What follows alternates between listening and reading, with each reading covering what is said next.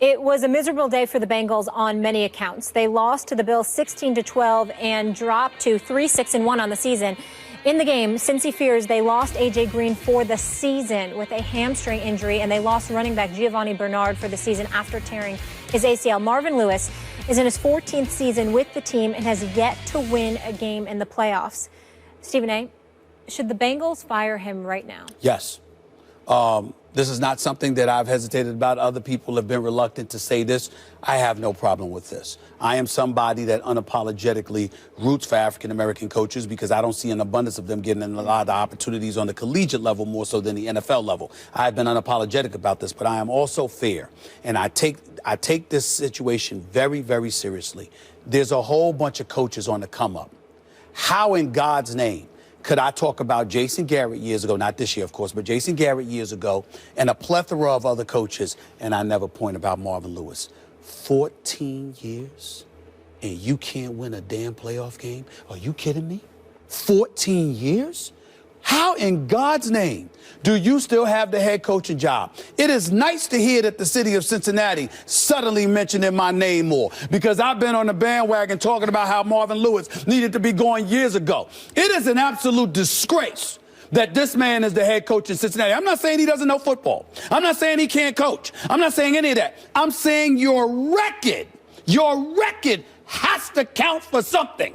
And for you to be a coach in your 14th year and you still don't have one playoff victory on your resume is the epitome of mediocrity. It gives, just gives life. Who are we to talk about any coach? You tell me one coach. What coach in the NFL has coached for 14 years and don't have one postseason win? Who is it? I want to know. And all of this stuff about diversity, he's throwing the argument right out the window, Ryan. What are we to say?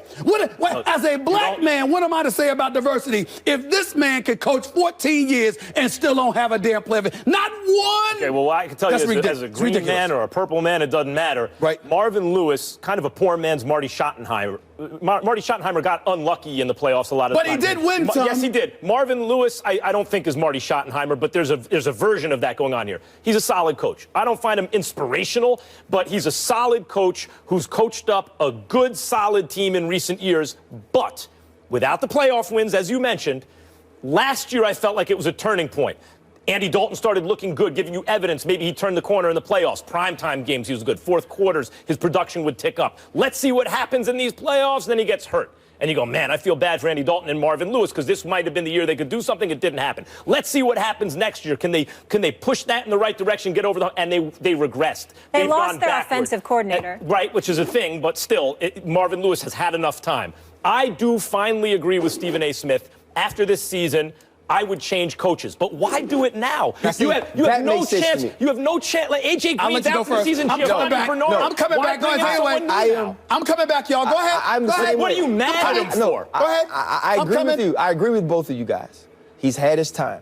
He's done not just a good job. He's done a very good job in Cincinnati. You think of the coaches that have left: Jay Gruden, right? Mike Zimmer, Hugh Jackson, all of them head coaches in the league now. And you talk about Schottenheimer, he has had that unlucky streak. The year that they won the AFC North with Carson Palmer in 2005, going into 2006 playoffs, blows his knee out on the first drive on a big pass. You know, and so he's had some situations that have kept him from having a full loaded deck going into the playoffs. That doesn't excuse him. It is time for him to go. But in the same sense, you talk about the 14 years, those 14 years allows him to finish this year. To fire him now, you gain nothing. Talking. Can I come back to this? You gain nothing from firing him. Can I answer this? What are you mad at him about? You only fire him now if you're mad at him. I don't like ineptitude. I don't like giving a pass to somebody at the expense of so many others. I can make the legitimate argument it's his fault Hugh Jackson suffering in Cleveland. You know why? Because Hugh Jackson should have been the head coach of the Cincinnati Bengals because he was the offensive coordinator. He left. Before that, Jay Gruden was the offensive coordinator. He left. Before that, Mike Zimmer was the defensive coordinator. He left. And do you think those people are mad at Marvin Lewis? No. Let me say this to you. I believe they're the reasons for Cincinnati's success because now that he's on his own, where are they now? This is a team that's always had the talent. The first 5 to 6 years, Marvin Lewis had a point. It was such dysfunctionality that raked through the Cincinnati Bengals franchise. Marvin Lewis built that from scratch, deserves an immense amount of credit for it. So I'll give him a 5-year pass. I'll give Marvin Lewis a 5-year pass. What about the last 8? I want to make this point. You can't win a playoff game. I want to make this point. Come on, man. Come on now. We all agree it's time for him to go at the end of the season. To fire him now, without A.J. Green, Giovanni Bernard, you're not going to win anyway, is to publicly humiliate him. He has done nothing. Wait a minute. Really? Marvin Lewis has done nothing to deserve the public humiliation of a mid-season firing. You know what? The sentimental. Listen. No, it's not about sentiment. It's not about the sentiments. It's about the fact that this man, you talked about what the Cincinnati Bengals were before him. Right, he's made them what they were last year, what they are today. And he's also made them in the last 8 years. With losing the people that they have lost as far as players, he's the guy to finish the season. What do you accomplish by bringing in someone new now? Let me explain. This is where both of y'all are wrong. And as far as I'm concerned, both of you should be ashamed of yourself. And I'm going to tell you why. What about the citizens of Cincinnati? Does anyone care? Am I the only one up here that cares about the American citizens? It's not about no citizens. The citizens don't play no ball. Wait a minute. He ain't coaching ball. They dysfunctional. They losing. I'm sorry. What about the city of Cincinnati? That Louisville What do you do by bringing someone else in? They're going to start to win without A.J. Green? The season is a wash. Right. Excuse me. We want to make a point that we are moving in a different direction as opposed to charging people that hold their money. He's saying the statement is we mean business. We're moving in a different direction. No, the statement is we're dysfunctional. We're getting another guy in the middle of the season. Stop it. Unbelievable, y'all. You're not but you keep him for 14 years and all the stuff that you said has been going on and still going, so you fire him in the middle of the year? He should have been gone 3 years ago. You guys, Go ahead. We got to go to break, but I do want to add point of order here. You said what coach has had 14 years, no playoff wins? Jim Mora did have 15, just to make that clear, and no playoff wins. Mora. Just correcting the facts. Playoffs. More First Take after the playoffs. break. Stay here. Tom Brady returned home for the first time in his career, and the Patriots rebounded from Brady's first loss of the season and improved to an AFC best 8-2 with a 30-17 win over the 49ers. For the second time in 3 games, Tom Brady threw for 4 touchdowns without an interception. And Dominique Foxworth on NFL Nation isn't that impressed with New England, however. I think that this team is not as strong as people think they are. I think we give them a lot of credit based on their past, but with Gronk, who's been in and out for injury this year, he's kind of the only game breaker they have on offense, and they don't have anybody else who really scares you. I think Bennett is somewhat scary, but he's no Gronk. And on defense, I think getting rid of Jamie Collins is going to hurt them. It's hurt them a little bit, but they don't have a ton of playmakers on defense, and that's kind of been their bread and butter, despite all the accolades that we give to Tom Brady. I think consistent defensive play has been really part of the reason why they've been great for so long, and I'm not sure I see that this year. Ryan, we don't usually hear the New England Patriots and overrated in the same sentence, but do you think it's true? I mean, who's rating them? I mean, what are we saying about them? Like, what is the overrated part? Are they an 8-2 team? Yes. Are they the best team in the AFC?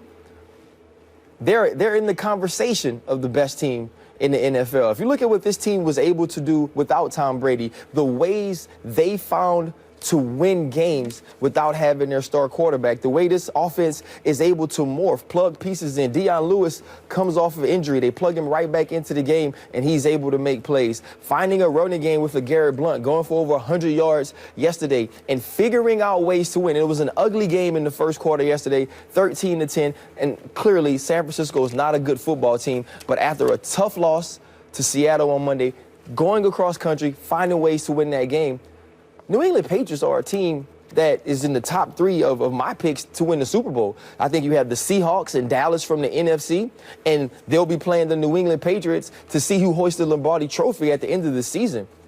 This team is not about the pieces. It's about the sum of the parts. It's about how everybody works together. How many times have we said, oh, Tom Brady's been so good with no-name receivers, with receivers who other teams don't want, whether it's Branch or Patton, guys who have to go to other teams and never quite have the success. We've seen this team be great without having the marquee names at other positions. And I think this is just another year where they are doing that. And when it comes down to the end, we're going to be talking about the New England Patriots in late January, early February. This is a team that has every opportunity to win the Super Bowl that we thought they did before losing to Seattle 2 weeks ago? Are there chinks in the armor? Are they as perfect as the media was trying to make them out to be early? No, but they're still a team to be reckoned with. That's where the overrated thing comes in, because people were asking, like in our morning meetings, sometimes are the Patriots going to run the table? And every week I'm like, no, that's not. We can't add, because who thinks they're really going to run the table? So if the people who thought that, clearly they overrated them. But I think most people who are looking at it more soberly realized that if the Broncos stay healthy, it's them and the Broncos. They didn't, right? So the Patriots are clearly the class of the AFC. Now, in terms of whether they win the Super Bowl or not, or really make a push to, that comes down here. I understand the point. When Brady has one elite pass catcher to throw the ball to, they are a real Super Bowl threat that season. Randy Moss, a healthy Gronk. Because the team is really about the coach. Belichick can take anything. Matt Cass will win you 11 games. He could take Brady without an elite offensive target and make the playoffs, maybe win a game. But when Brady has that elite offensive target, they'll make the Super Bowl. And so really what it comes down to is Gronk. The idea that trading Jamie Collins hurts the defense, for people like me and people just kind of watching the team, yeah, it seemed like that at first. But when you start reading about how the coaches on the Patriots who are breaking down the film are going, no, we can do without him, I'll actually take their word for it. I don't think it's going to hurt them if they thought it was okay to get rid of him. Clearly the class of the AFC, I think that means they're not overrated. I think Foxworth does a good job. He deserves our respect. I respect where he's coming from. I respectfully disagree with him. Bottom line is this. If you're looking at the Patriots, you have to look at the rest of the AFC.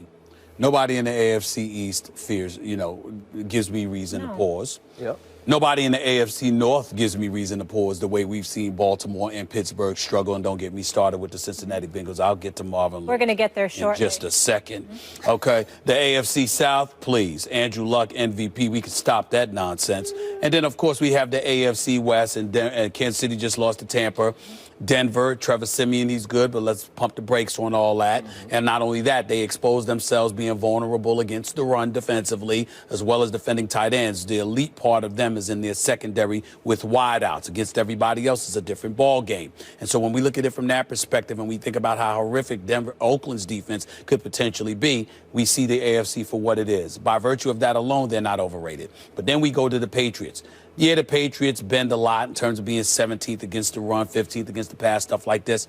They're the number 3 ranked defense. They find ways to keep you out of the end zone, accumulating points. This is something they deserve to be credited for. So since we look at it from that perspective, by virtue of that, they're not overrated. And then, last but not least, if this is the team that's going to come out of the AFC, right, then we're ultimately asking ourselves one question. Do we really want to say we'd bet against New England to win one game, which is a Super Bowl, okay? Because we don't look at much of we don't think that much about the AFC. So by virtue of that, it's not overrated. I agree. Yeah. You mentioned the AFC North. I want to get into that right now.